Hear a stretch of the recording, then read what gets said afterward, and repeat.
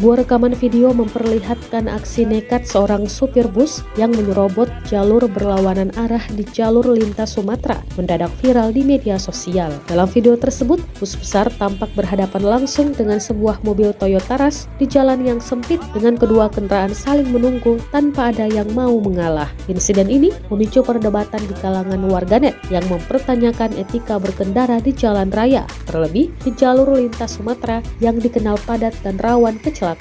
Video tersebut diunggah oleh akun Instagram @informania pada Rabu 9 Juli 2025 dan langsung menyita perhatian ribuan pengguna media sosial.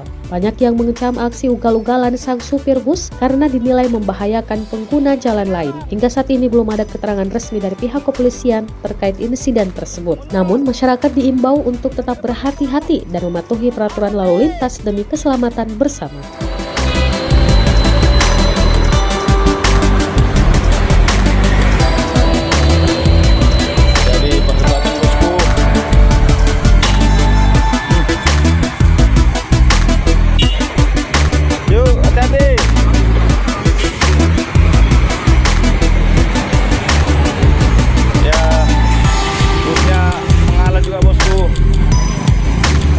Jalurnya salah ya bosku,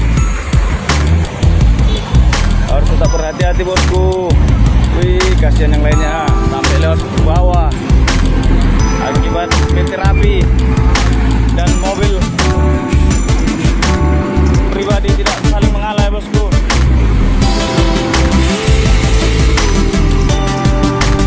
Masih saya tidak mengalah.